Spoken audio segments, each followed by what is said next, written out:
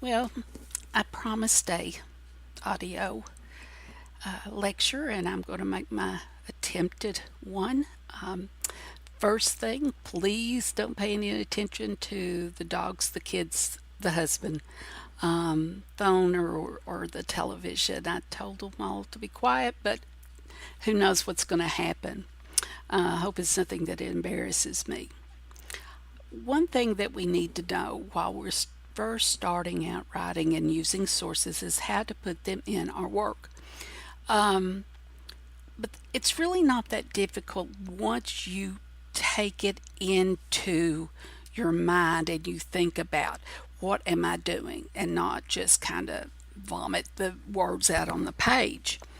There's certain rules that we need to follow, and if you can follow these few simple ones uh, for integrating sources, you're in good shape.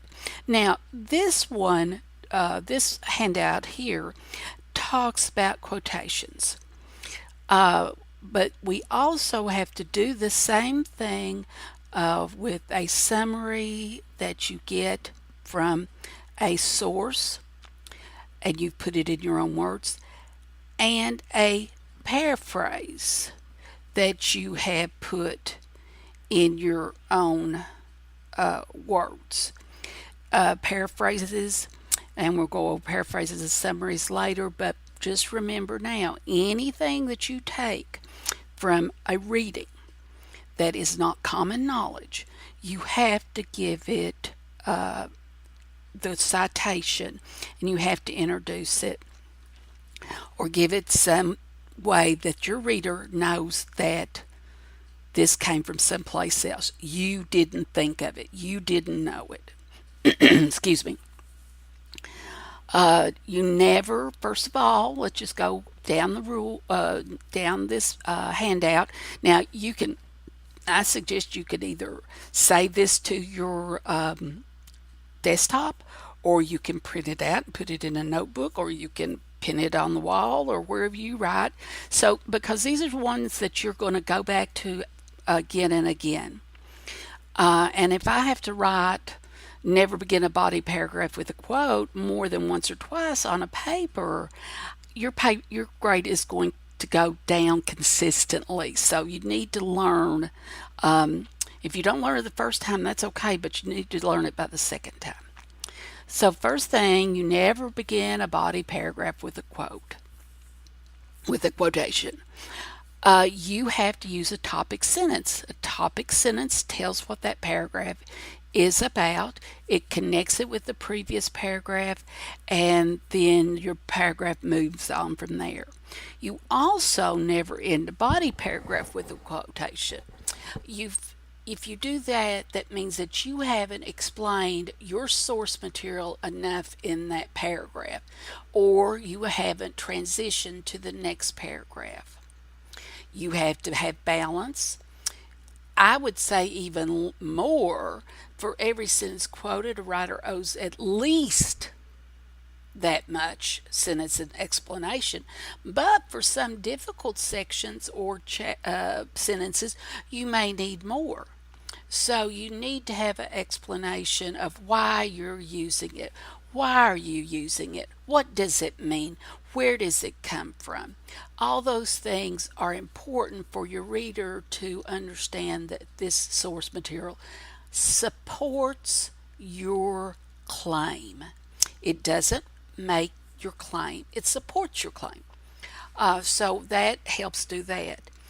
You must have some form of introduction, whether it is inside the sentence itself, if you want to see the PowerPoint about that, or it says so and so says. And even if you do that, you still have to have, in many cases, a page number if there's a hard copy. You want to cite all quotations. You want to cite all quotations, summaries, and paraphrases. And what we use is MLA documentation source. Now, we're going to be talking a lot about that. So if you want to get a heads up on it, you need to go to OWL, Online Writers Workshops at Purdue. I put that website on your units. so that you can look it up and look at it. Now, the next one we have is use block quotations sparingly. Don't use any block quotations in our work this semester. You're using your papers are too small to use up a lot of block quotations. So I'll be reminding you of that. Hopefully, I'll only have to remind you one time. Don't have a lot of quotes, and we'll talk about this one. Um, Make your argument and use that as support. They're not what you're standing on, they are helping you stand. You're standing on your argument. Let's look at the bad paragraph that is just fluff, just a bunch of quotation. This person starts our paragraph with the quotation. We don't know what the paragraph is even about.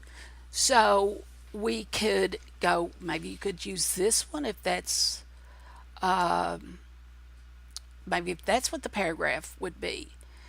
And it shows change. So we still don't know what she's trying to prove. And it's just a bunch of quotations. They're not, most of them aren't correct. So we really, this would be a paragraph that I would just mark a big red X through, or tell you, don't, this is not the way we do it. Here's a good paragraph. Now, Araby is a short story by James Joyce that a lot of people learn or read as freshmen in college. Since this is not a literature writing course, you won't get to read it, but this is what it's about. Now, in this one, I'm sorry, let me try to get that better.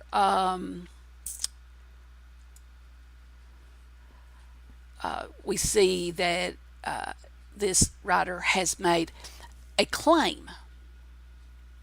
Now she's going to prove her claim.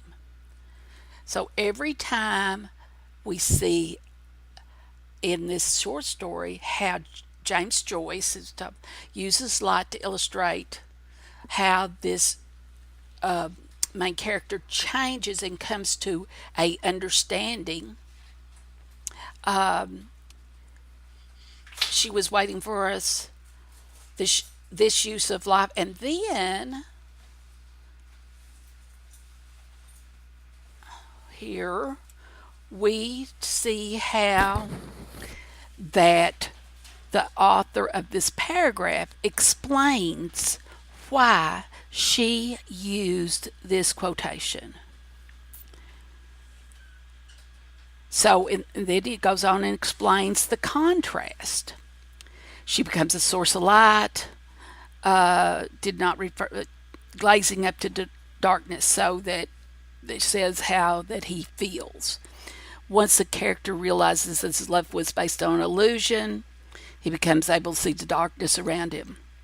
And then the author of the paragraph says Joyce uses the light to show readers the change in the young man because he no longer sees the world as a place without darkness, and he understands it.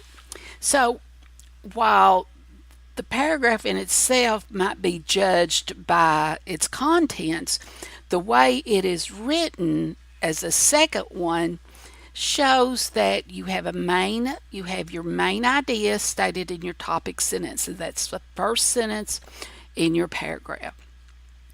Then you have an introduction and a quotation. Then you have something that explains it, and then because it says a contrast after that, you see what this writer is contrasting with. Then you have another quotation, and then you tell what is, you sum it up. Let's see with the explanation here. In the bad paragraph, does not tell the reader what the paragraph is about, hides behind quotations, and fails to integrate the quotation wells. There's really not anything, and it's very hard to understand the first paragraph. So you have to decide how to work the quotation in. And you want to say, you want to introduce them with sentences in the sentence itself or with the words that introduce them. And this one, we just have it kind of, I always call it flapping on the clothesline. It's just out there. It's not connected with anything. First big wind will blow it away. So you need to, if it is only talking about who said it, at least that's something. As I said before, the PowerPoint that is also in units about integrating quotation helps show that. You can do it according to, in the words of, in his article. Here we have a sentence that starts it out and then it puts it at the end. And that he maintains. Here are some words, and there's many more. There's more on Al, and there's some more on different handouts that I have. I hope this has helped. If you have any questions, as always, email me, and I'll be glad to help. So talk to you soon.